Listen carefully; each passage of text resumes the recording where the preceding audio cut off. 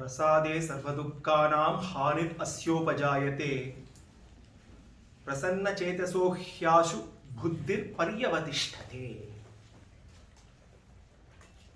Prasade सर्वदुःखानां हानिर् अस्योपजायते. Krishna declares a mind that is purified and tranquil.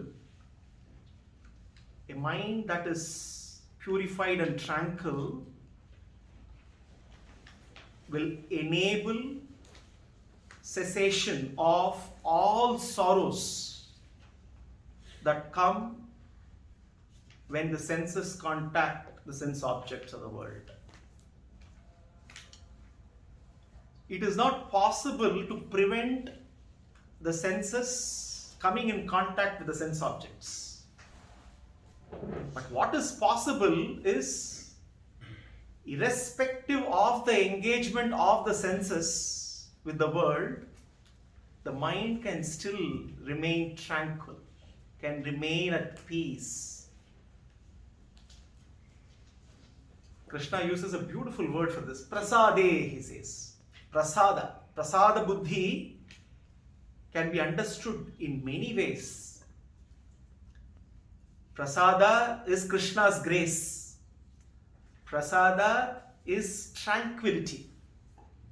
Tranquility is only possible with his grace. Prasanna chetaso hyashu buddhir paryavatishthate, he says. When the impurities of the mind are removed and when the vision of reality becomes clear, the buddhi, intelligence, gets established firmly. Buddhir paryavatishthate. We have been discussing the role of intelligence, buddhi, in the actions that we do. Intelligence is our defender.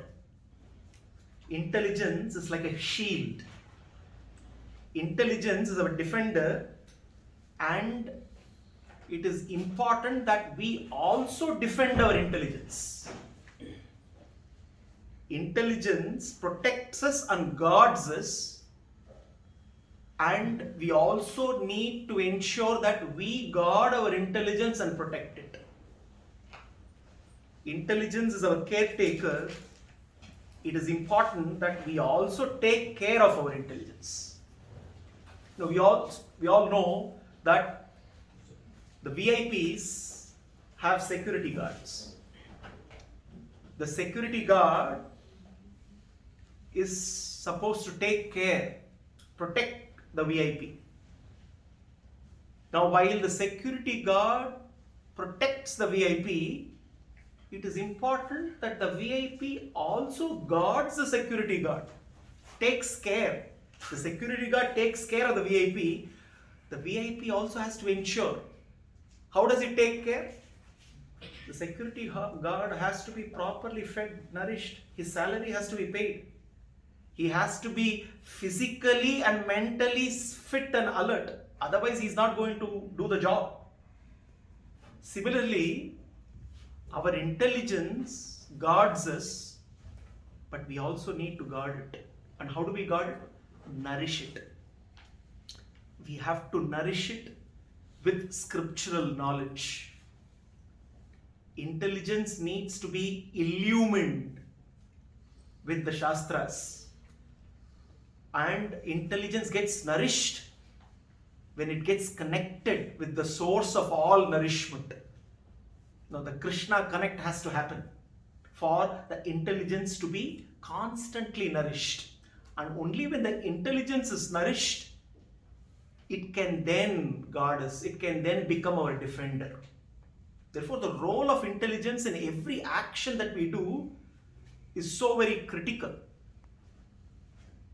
We also need to recognize that intelligence is not only informational. Essentially, it is transformational. Intelligence has to be used to transform our actions, empower us to resist unhealthy cravings. It is only with the intelligence we can resist unhealthy cravings.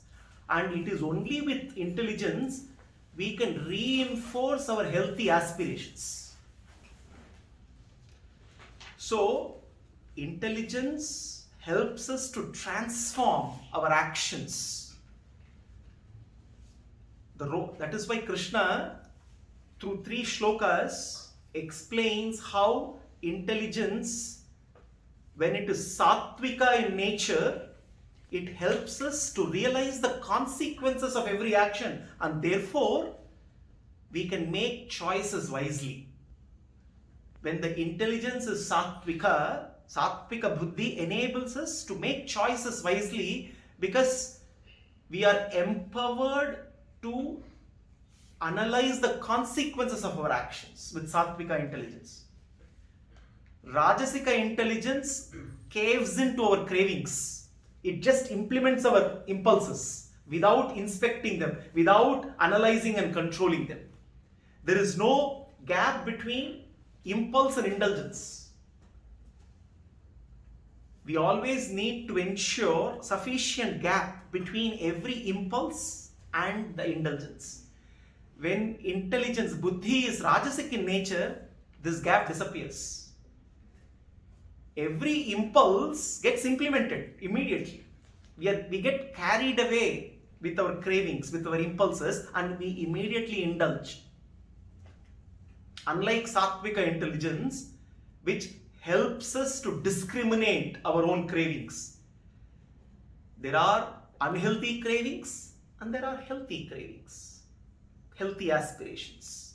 And when it comes to Tamasic intelligence, which we are going to discuss today, Tamasic intelligence glamorizes our unhealthy cravings. This is the problem. And in that process, we tend to rationalize everything which is unhealthy and destructive. When we look at creation, it is so very wonderful that there is so much variety, and we see that every living species is endowed with a special gift. In God's creation, every living species is endowed with a very special gift. The astounding swiftness of a leopard, the impenetrable shell of a tortoise, the incredibly color-changing characteristic of a chameleon. We see that God endows every living species with a unique gift, something very special, in order for the species to survive. For the species to survive, we see that around every living species, every kind of animal, even every kind of a plant, every kind of a tree, we see something very unique, something special, a gift that enables it to survive. Because after all, in the jungle of the world, survival of the fittest is the norm, and every species requires some gift to survive. But if we really examine human beings, we do not seem to have any special external ability like the animals. We are not good at camouflaging ourselves against dangers. Our body is not as strong as some of the animals. We are soft, feeble. We are not fleet-footed like some of the animals. We don't seem to have some of these special gifts of these animals, and yet human beings rule the world. It is extraordinary that a weak human is able to tame a very strong elephant, engage a ferocious lion. What makes humans stand tall and apart, over and above all the living species? If you see, The unique gift is not external, the unique gift is internal. That is buddhi, intelligence. It is this intelligence that helps human beings not just to survive but to thrive. But unfortunately, it is only in the case of human beings, the special gift that God has bestowed becomes not only the source of protection, also becomes the cause of destruction as well.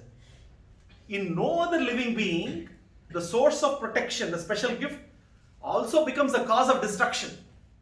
Only in the case of humans, buddhi, intelligence, the unique endowment can be both. It can be the source of protection or it can be the cause of destruction as well. Intelligence is given to us for the sake of seeking far greater, far loftier goals than just survival. For mere survival, intelligence is not needed. The human intelligence is to go after loftier goals, not just seeking bodily pleasures. It is only human intelligence that can actually choose desires that are not animalistic in nature.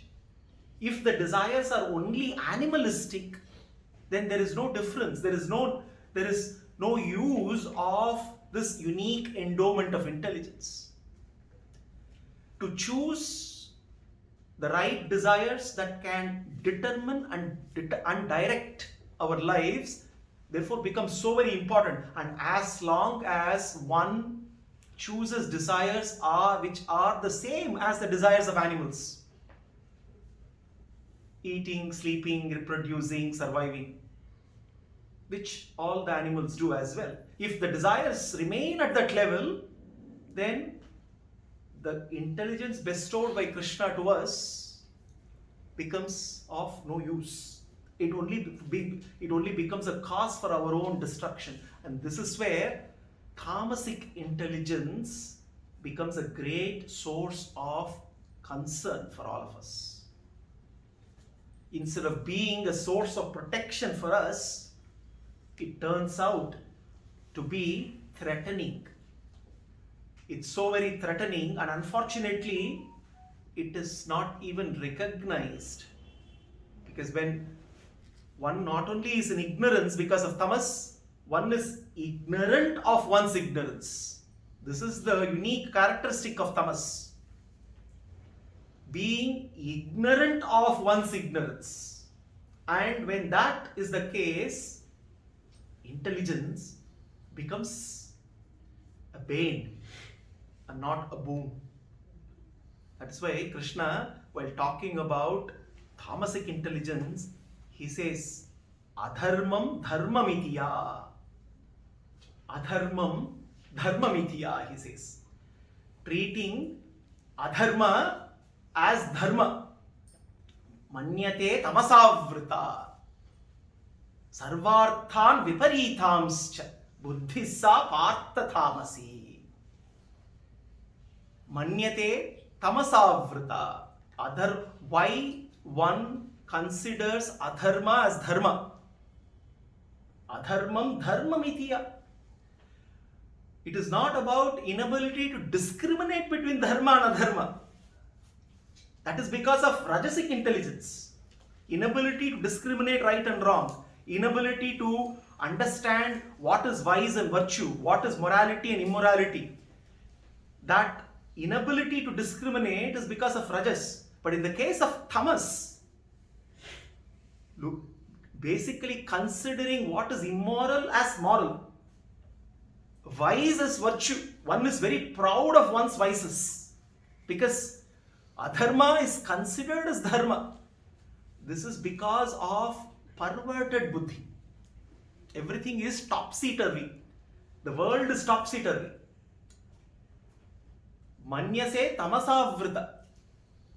Tamasavrita, covered by tamas, covered by darkness, covered by illusion, not just ignorance. Sarvarthan viparitamscha. Viparita buddhi. Viparita. Everything is considered in the opposite manner. Reality is exactly understood in an opposite manner. Conclusions are made totally contrary to the reality of who we are and what we are meant to do. And a worldview where Tamas ensures that sometimes everything that is relevant gets excluded to such an extreme extent that one starts to chase something as though that is the end of the world. As an example, if money for it becomes the end of the world, then one ends up doing everything and anything for the sake of money. And we see this happening in the world. One can become self-destructive and also destructive to others. Why? Because of a perverted worldview. Sarvarthan viparitamscha. Buddhisa partha tamasi. The Krishna here is talking about how when intelligence stops to function the way it should function, it is important to have an asset. But if the asset is not doing its job, the very purpose of having the asset becomes counterproductive. If a police inspector's son goes and picks up a pistol and then shooting, when a robber walks in, if he doesn't know how to use the pistol, instead of shooting the robber, he ends up shooting himself. Then the purpose of having a pistol is completely lost. A Tamasic intelligence is self-destructive. It is so very self-destructive that when we talk of the three Tapatrayas, Adhyatmika, Adi Bhautika, Adi Devika. Tapa means heat. The suffering in the world is threefold, is caused by three forces. Adi Bhautika, sufferings caused by other living beings, fellow human beings, other living entities.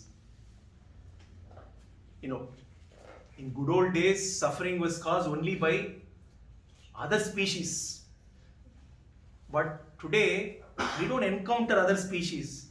No lions, no tigers, no snakes, no dangerous animals. We are no longer living, in area which are infested with forests. But the sufferings are only increased because human beings are capable of causing more suffering to others than even animals.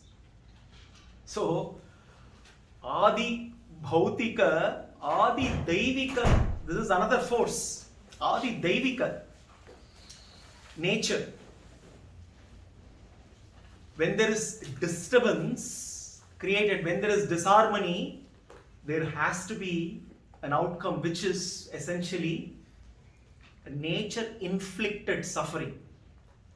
But what is interesting is, only humans are capable of the third tapa, inflicting pain among themselves. Adhyatmika. Adhyatmika is self-inflicted pain.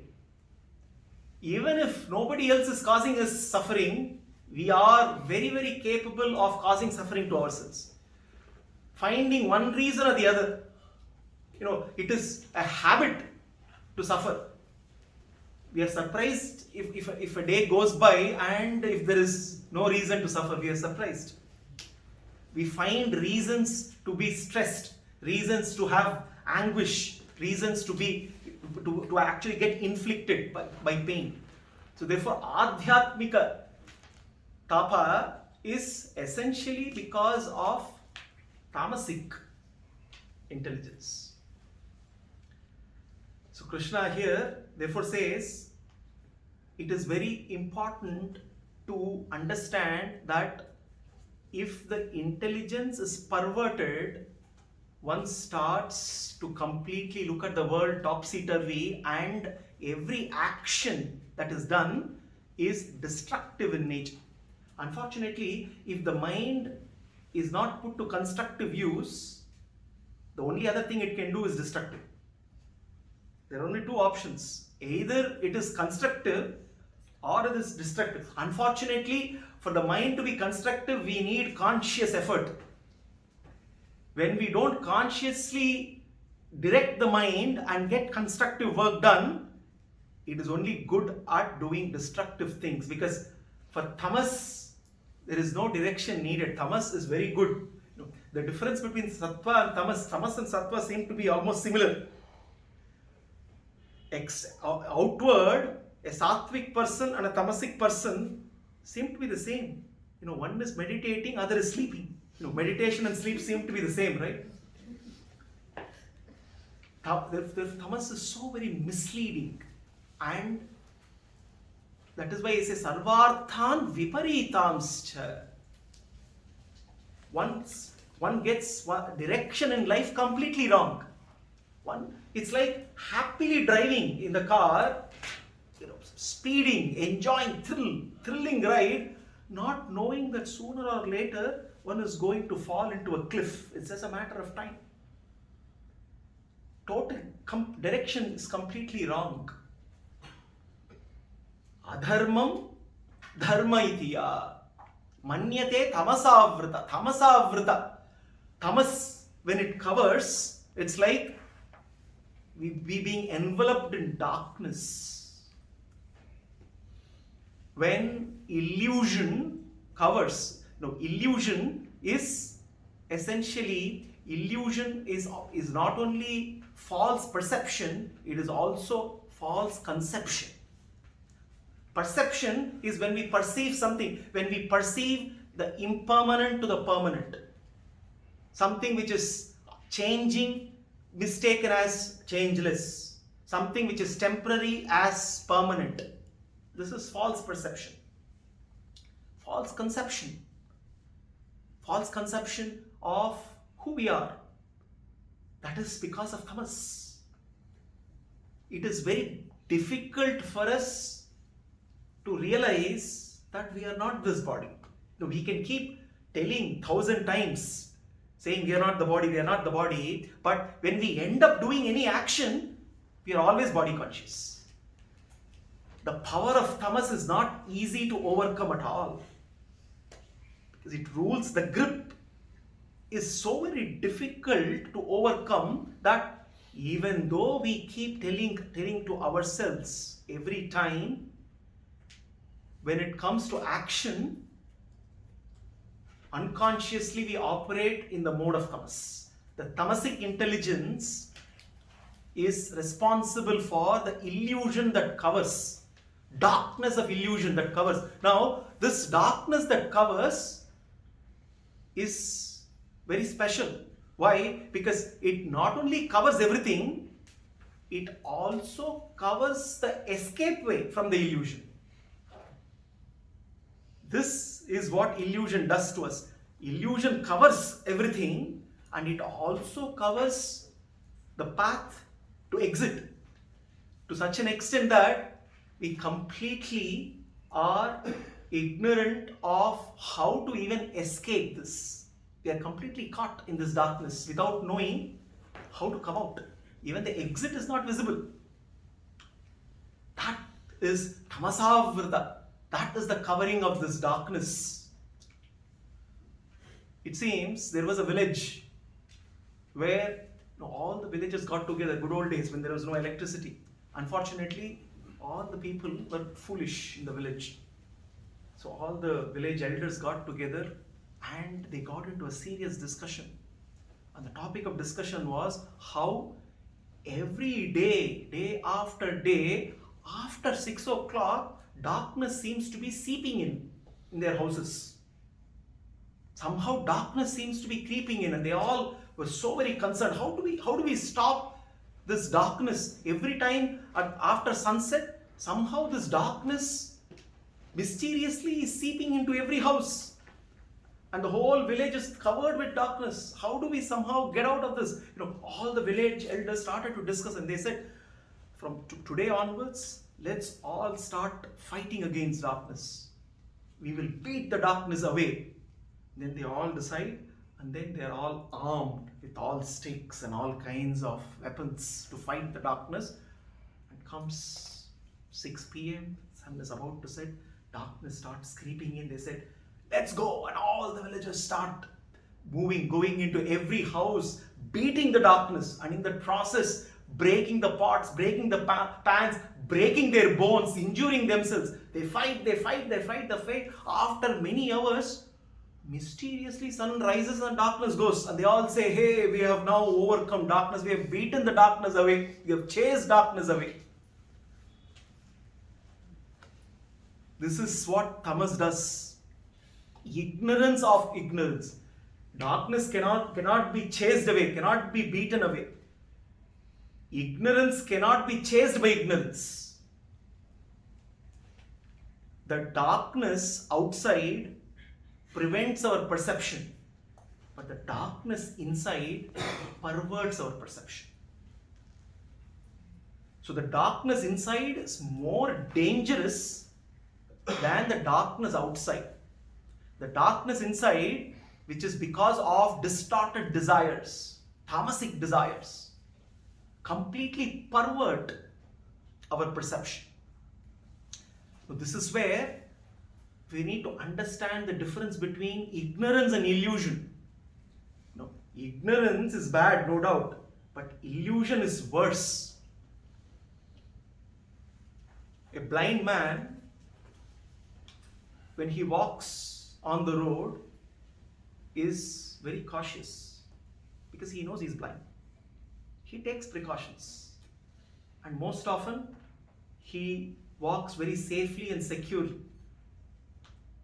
On the other hand, if someone wears a distorted spectacles which completely presents a distorted view of the road, then a ditch which is far away which is close may seem far away, and knowingly this man is going to walk right into the ditch and fall. This is what illusion does. Takes one directly into the ditch of darkness, and when one falls, there is no coming back. The depth of this illusion is immeasurable. Deeper and deeper and deeper, one goes deeper into the samsara or the darkness of samsara, one doesn't know how to even come out. First of all, one doesn't recognize that one is in samsara. No. For a majority, what is samsara is also not really known. Is there a cycle of birth and death? Are we really in darkness? Yes. There are lights around. It seems to be room is illuminated.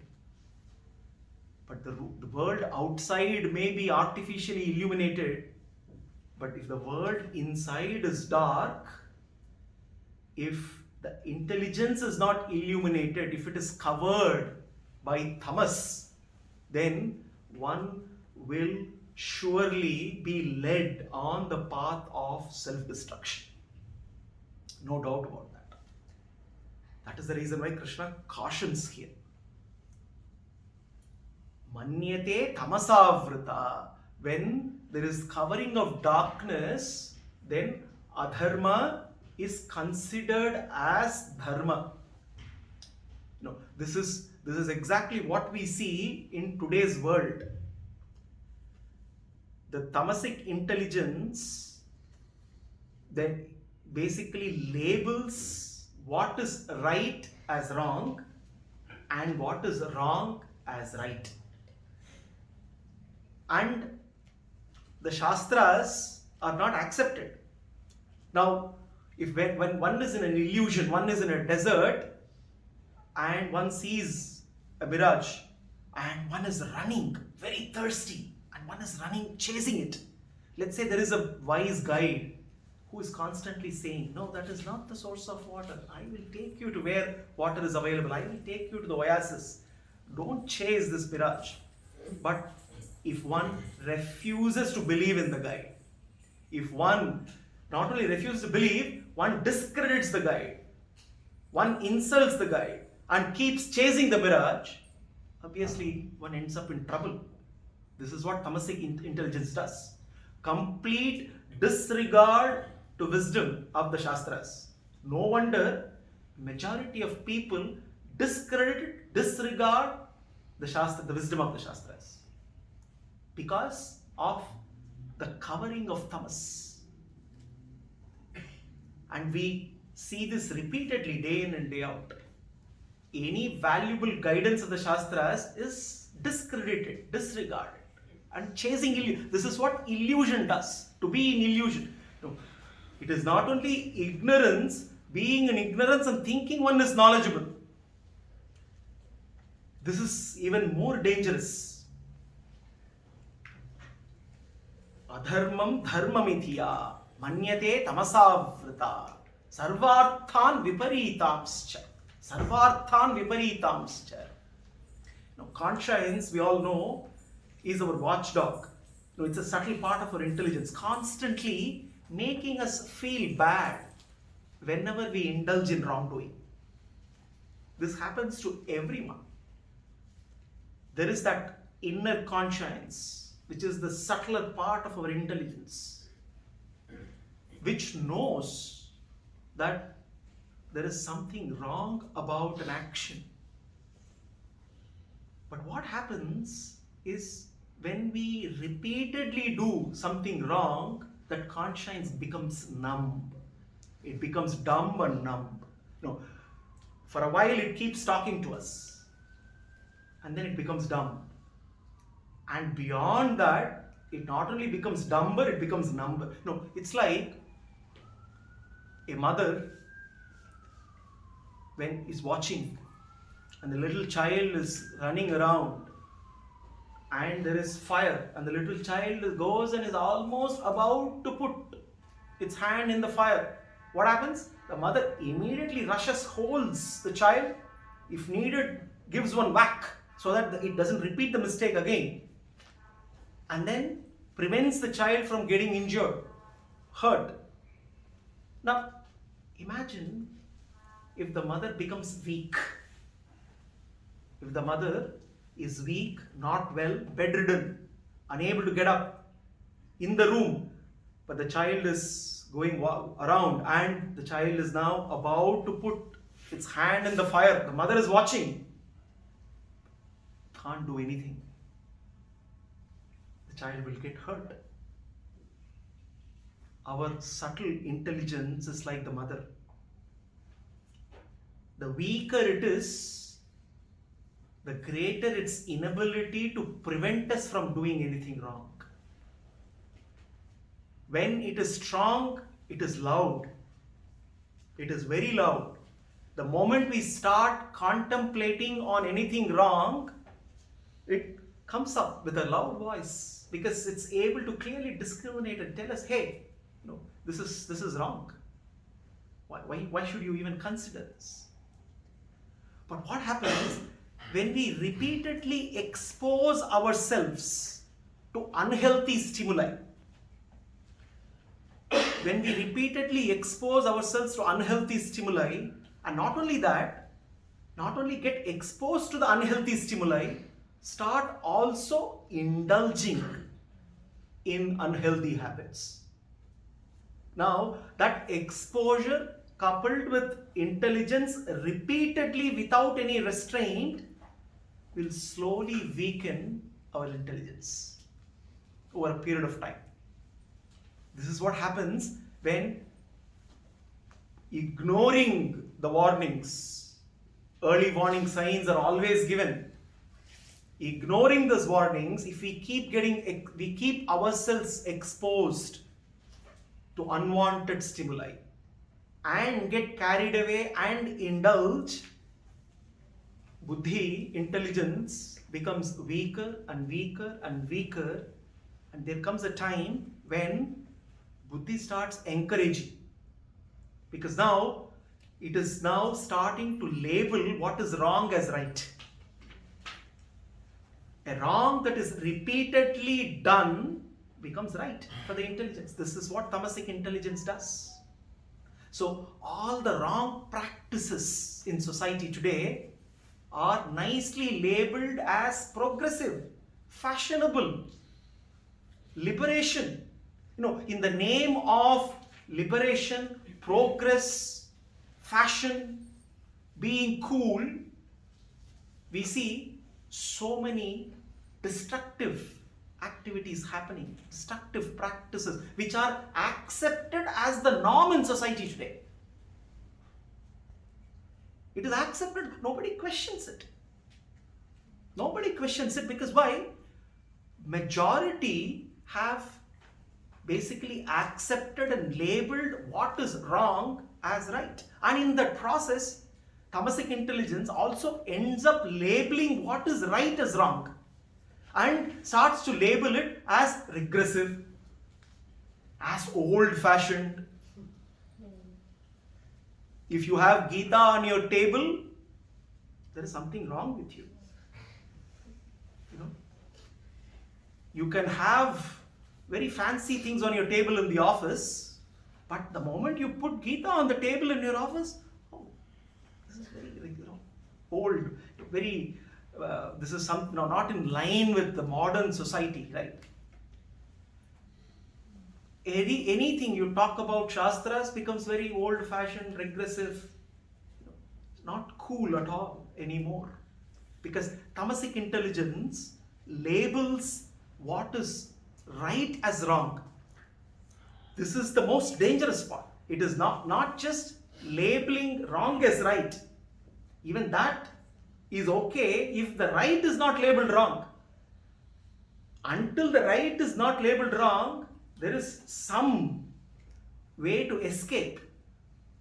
But even the escape way is covered now. Because now even the right is labeled as wrong, and therefore one is completely immersed in darkness. Not knowing that one is blind, one is just completely struggling. That is why Krishna says, Manyate tamasavrita sarvarthan viparitham. Sarvarthan viparitaha. Everything is viparita. Because why? The moment, imagine everybody is living in darkness or everybody becomes blind. Everything becomes viparita. So tamas, the blindness of tamas is so very rigorous.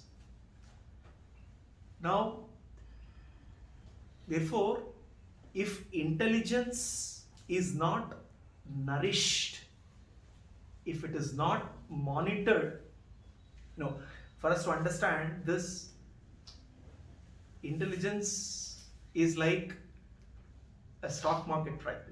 Our share in the stock market, not like a fixed deposit. We can't assume that it will be safe and will give us constant returns. With the stock, if we invest in the stock market, we have to be constantly monitoring, especially these days. We don't know what's going to happen tomorrow or the same day. One day it will crash, the other day it will rise. We need to constantly keep monitoring. Now, this is exactly what happens to intelligence. It is not just that one day we come to satsang and then we can bunk maybe 10 other satsangs and we think that whatever, that one day will be enough. No, it needs to be constantly nourished.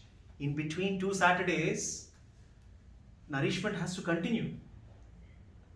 If it is not, it's like constantly monitoring it until it becomes fixed deposit, like when it gets connected to Krishna. That is why Krishna says, Prasade sarva dukkhanam hanir asyopajayate. Prasanna chetaso hyashu buddhir paryavatishthate. When that connect happens, then it starts to yield returns and steady. The uncertainty is gone. Now, while intelligence, therefore, we understand, plays a very important role in our actions, there is one other factor we may have we may be nurturing and nourishing our intelligence, but there is another faculty of ours which becomes equally important when it comes to performing right actions. Because we all know that on the 1st of January, whatever is declared it completely gets lost on the 2nd day of January. Why? Because of what is called Dhriti.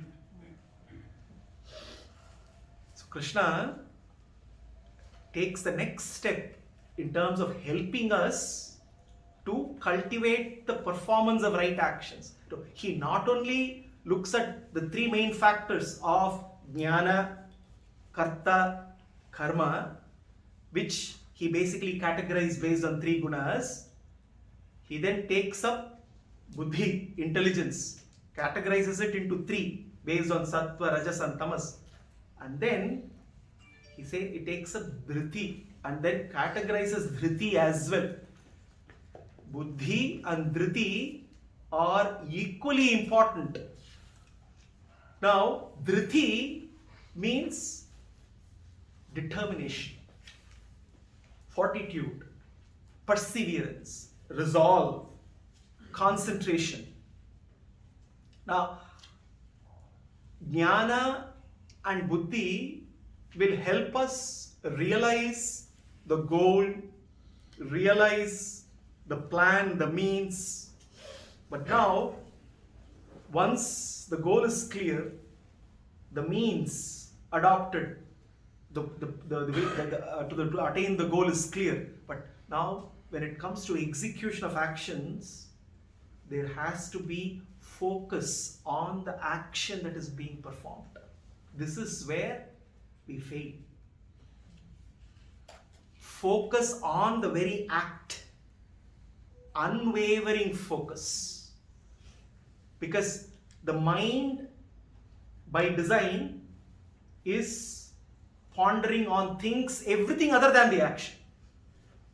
The senses are wandering. The senses are wandering, the mind is pondering on everything other than the actions. And there is no focus. And therefore, even though jnana and buddhi play a crucial role, if dhriti doesn't cooperate, then one cannot perform right action. Dhritya yatha dharayate manah pranendriya kriyaha. Manah pranendriya kriyaha. Yogena avyabhicharini. Dhritissa partha sattviki. Krishna takes up sattvika dhriti. The reason why I took up dhriti immediately along with Tamasic Intelligence is because Tamasic Intelligence, just by concluding the session with Tamasic Intelligence, can demotivate us.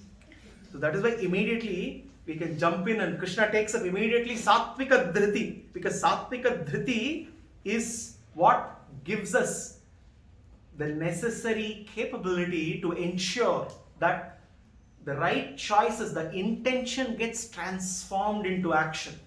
This is what Dhriti does.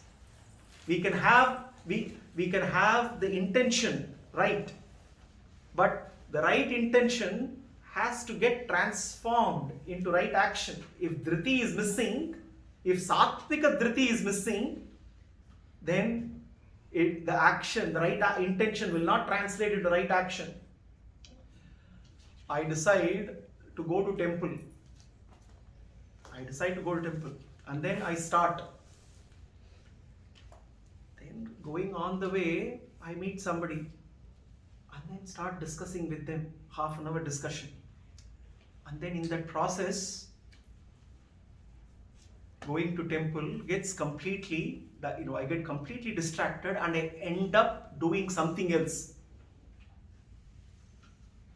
Maybe end up going to a restaurant and having a nice dinner. For some people, to get up from the bed and then do the next action to go, forget about going outside. Going to the temple is a good intention, but for one first must have to get up first from the seat. maybe something interesting is happening in the TV, I get glued on. Weak Dhriti is a huge problem. And we see this constantly all the time. We want to chant today 7th chapter of the Gita. And then first Shloka, telephone rings. We have to pick the telephone, otherwise the world will stop. Gita can wait, the world cannot wait. Distraction comes in a variety of ways. Distraction is the norm today. Unfortunately, we are in a state of distraction. Dhriti is so very weak.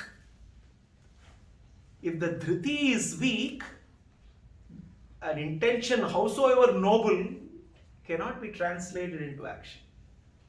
That is why Krishna says, Dhritya yaya dharayate, he says. Manah pranendriya kriya. Very important to understand how Sattvika Dhriti, that is Sattvika Dhriti, he says, which regulates Manaha, Prana, Indriya, all the three. Because distraction is coming from everywhere. Unfortunately, the design of our body, there are default defects. We all come with manufacturing defects. Mind has a manufacturing defect, senses have a manufacturing defect, prana has a manufacturing defect. So, by design, the senses are always seeking everything from outside. So, getting diverted is very natural to us. Even when we sit in front of altar and the telephone can be here 100 meters away, the ear is somehow tuned to catch. Even if you put it on the silent mode, vibration, we can feel the vibration. It will be 100 meters away, not in our pocket. Senses are so sharp. The vibration is felt. Also, some earthquake is happening. Senses are doing their job. You cannot complain. Senses are supposed to do their job. Mind is also doing its job. It is also going after the senses. So, whatever the senses bring beautifully from outside, mind is accepting beautifully. Please welcome everything. All garbage is coming from everywhere. And nicely, we create, folders. Garbage bin 1, garbage bin 2, garbage bin 3. If we look at the file structure, folder structure in the mind, several folders, several types of garbages we collect. Mind is doing its job. Manah pranendriya kriyaha. Prana. When we say prana, the pancha pranas, they are our mind, play a very important role in governing various operations of this body. It is not just about breath. Prana, the pancha pranas are to do with how we receive energy from outside. We are receiving energy in various forms. Air, food, liquids, solids, liquids. Energy is coming, body needs energy, and energy is coming in various forms. The prana governs the receipt, the process of receiving energy. Now, energy is received, it needs to be assimilated. Prana, samana, governs the assimilation. Now, energy is assimilated. There are unwanted things that have come into the body. They have to be ejected. They cannot be kept inside the body. Otherwise, it becomes very unhealthy. Apana, rejecting what is unwanted on a timely basis. Energy has to be circulated, not just assimilated. And Udvyana circulates. Also, our speech, our enthusiasm, all these are governed by the pranavayus. Now, if the pranavayus are not properly regulated, it is not just about regulating breath. No, regulating breath is one thing which also we normally ignore because we hardly do pranayama. So we ignore. So it is not just ignoring breath alone, ignoring receipt of energy coming in various forms. solids and liquids. Everything that is coming in is welcome. There is no regulation. Assimilation becomes a problem. Rejection becomes a problem. That impacts our enthusiasm. We are all, we all sometimes feel very enthusiastic. There is a day when we are all, full of energy, we are very enthusiastic. And many other days, somehow we struggle to muster a little bit of enthusiasm. Why? Because of this irregulation of our pranas. When the pranas don't function the way they function, we are in a state of distraction. Because somewhere the body is grumbling all the time. We cannot bring focus. We talk about concentration, focus, attention to the present, attention to the action that we perform. Now, if the pranas, the pancha pranas don't cooperate, if they are not properly regulated, it is impossible to bring 100% focus. We are always in need. We are attending to things instead of attending to the work. That is why Krishna talks about regulation of manaha, prana, indriya. Mana pranendriya kriya. Because kriya, every action, is a product of all the three. Every action is a product of all the three. A product of jnanendriyas, karmendriyas and the panchapranas. Every action that we do. With jnanendriyas, the process of perception happens. What is perceived then needs to be acted upon. This is where the pranas come in and the karmendriyas come in. Therefore he says, Dhritya yaya dharayate manapranendriya kriyaha yogena avyabhicharinya. Now, how can this regulation be done? Regulation of mind, regulation of prana, regulation of indriyas is only possible through yogena avyabhicharinya. Through yoga, which is avyabhicharinya, which is unswerving, steadfast, unmoving, unshakable. That Dhriti, which ensures that we can regulate our mind, we can master our mind, we can regulate our senses, we can master our senses, we can regulate and master our pranas through unwavering, unswerving yoga. What yoga Krishna is talking about? Manchayo abhyabhicharena bhakti yogena sevate. In the 14th chapter, Krishna, talking about the forces of gunas, concludes. So, and in the 6th chapter, while closing of talking about all the yoginam api sarvesham madgatena antaratmana shraddhavan bhajate yomam same yukta thamo bataha. Of all the yogas, bhakti yoga, pamchayo avyabhicharena bhakti yogena sevate. Connecting with Krishna, connecting the mind, connecting the senses, connecting the pranas.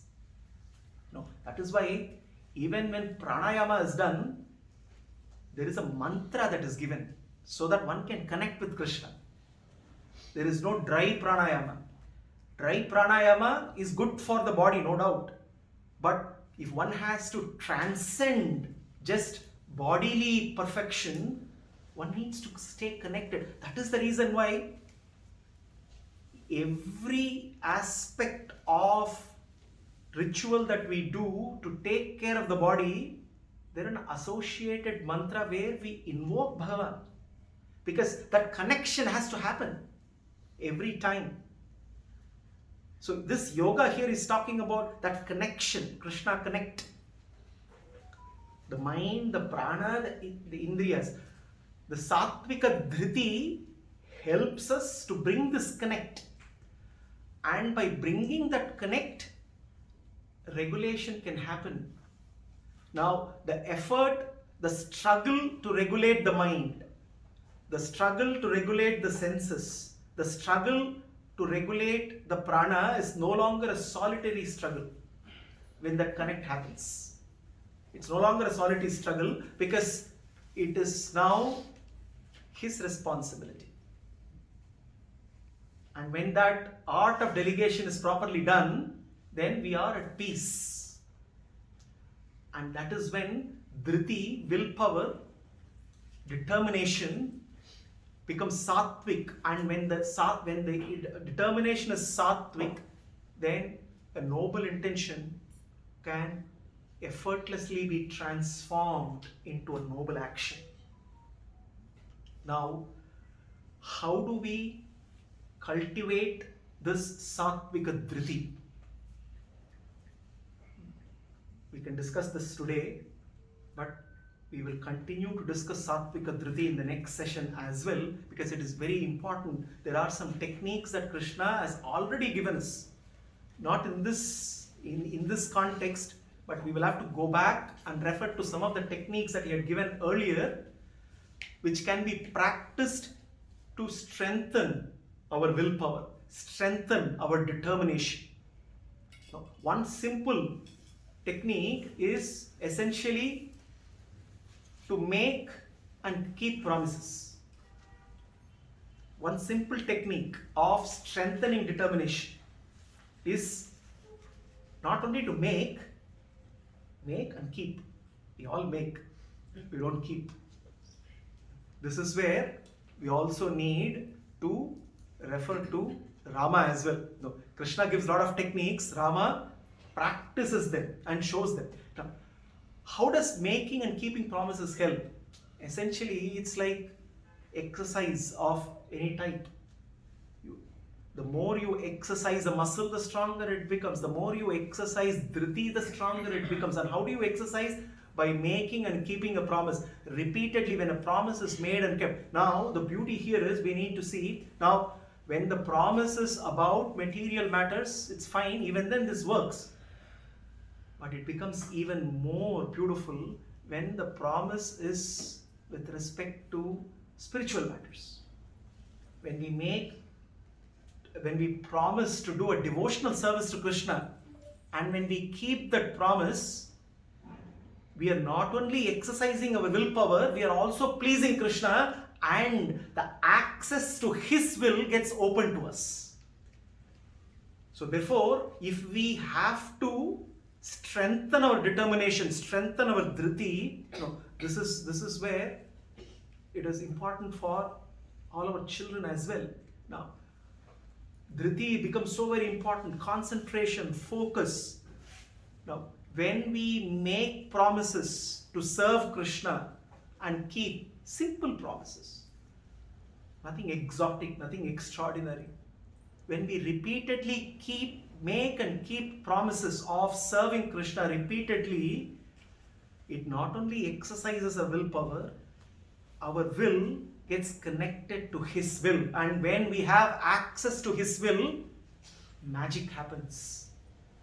Dhriti gets strengthened so very much.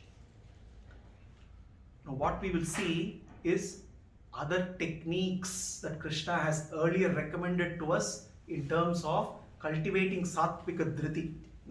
Rajasika dhriti and tamasika dhriti can wait, but we need to little bit focus more on bringing focus.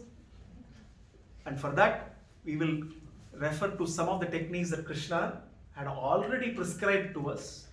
What are those techniques? We will wait and see in the next session. Until then, let us continue to contemplate on the importance of Sattvika Buddhi, which enables us, which empowers us to not only analyze the consequences of actions, helps us make our choices wisely, choosing the right kind of desires, which will give the right direction to our life, which will determine the destination that we are intended to in this very journey. So Sattvika intelligence becomes very, very important, because if we need to be heading towards our right destination, then only with the help of Sattvika intelligence we can do that. So let us continue to contemplate on that, and in the next session we will continue with Sattvika Dhriti. Sarvam Sri Krishna Arpanamastu.